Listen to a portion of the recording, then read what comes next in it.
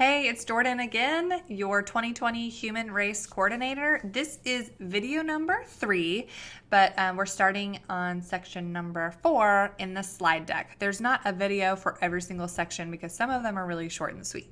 So you're in section 4, and I'm here to tell you how this whole thing works. What are teams? What is fundraising? This is a great video if you're brand new and you've never done the human race. We also have a lot of seasoned human race participants and nonprofits. We're happy to connect you with those that have volunteered to help guide you along the way. And of course, we are here to support you. I, myself, Jordan, you can email me at any time. My cell phone number is in my signature.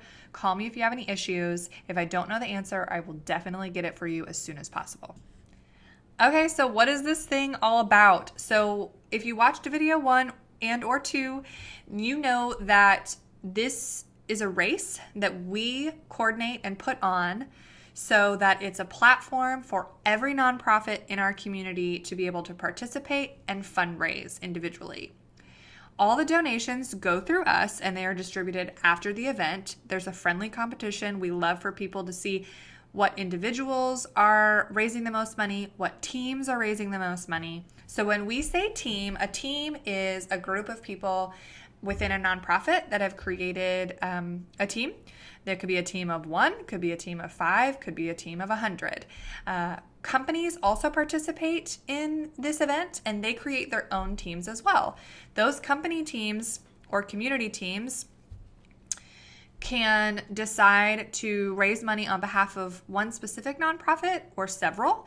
It's totally up to you. So if you're a company, you have a separate slide deck with some information for you. But if you know a company that you think would want to participate in this and raise money on your behalf, for example, if any of your board members work for companies or own companies, and they can create their company teams that raise money for you. So it's a great extra way for you to fundraise. Bank of America, for example, or MOPS Group, these teams chose nonprofits in the past and will continue to do so. Like I said, some choose one for the whole group. Others let individual team members choose. The Volunteer Center does retain a fee to help cover the costs of producing the event, a percentage of the total amount raised for each nonprofit. This fee is designed to be way less than the cost of each nonprofit producing their own event, and there's more on that in the fees section if you have any questions. Everyone comes together on April 18th, the day of the race. There's 3,000 to 5,000 people that come and walk, run, roll the 5K course. Then we all are going to gather in the park for an after party with food and music and fun for the whole family. As you probably saw in the event details and what's new this year, the registration is required for everyone that attends. So even though walkers can come for free, we still want them to register so that we can get a really accurate number here. We had drones in the past and we had people counting, and so we have estimated between 3,000 and 5,000 people, but we want to know who those people are because they're showing up because they want to support you and your mission. If we know who they are, then we can help connect you with these individuals and we can get a much better count for sponsors going forward. So what is it exactly that we do to make this event great for you? These are all the things that we cover. We provide the venue. We secure all of the permits. We have cash sponsors to help cover the cost for a big chunk of this event. Prizes, awards are all provided by us. MCs and music, again, we coordinate that. We provide 250 volunteers, all the cones, all the barricades, moving services, transportation, corporate and community walking. We help facilitate team creation. There's food at the after party. We secure, manage, or coordinate all these things. Posters, the timer, news coverage, porta-johns, police officers to make sure that we're being safe and that the roads are blocked off, an EMS bike team, and more. In exchange, this is what we ask you to do. So your role here is to fundraise. We suggest that you create a goal. Start with a dollar goal in mind. Let's say you want to raise $1,000 this year at this event. Think about the average amount that each individual would likely donate to this cause or likely raise, and then decide how many people are in your network and how many team members you're going to need to do that. You might even want to work backwards with a participant goal in mind and estimate how much each of those will raise and create your goal based on that.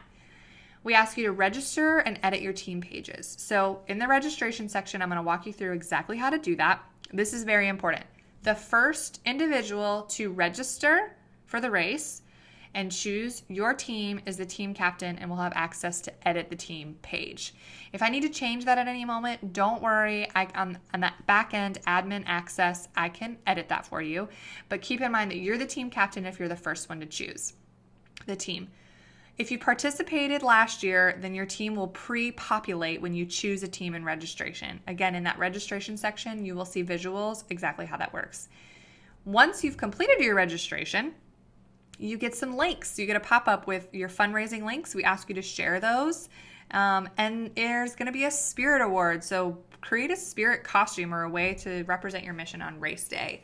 I think the Girl Scouts one year were Thin Mint cookies.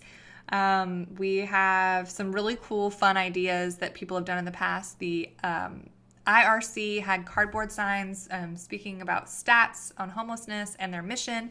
So we invite you to be really creative. This is your time. You're going to have great pictures from this event. So really bring it. Who comes to this thing? Who participates? So we've got nonprofits, we have companies, churches, civic groups, colleges and universities, families, supporters, and the list goes on. The teams that are created are typically created by nonprofits and companies or churches. Churches are all nonprofits as well. And those teams can be created to fundraise for you, for a nonprofit cause. So thanks for hanging in there with me. The next section is section 5, and it's going to be all about creating your pages. You definitely want to tune into that video, and there's step-by-step instructions within the slide deck that show you visuals as well to reinforce that.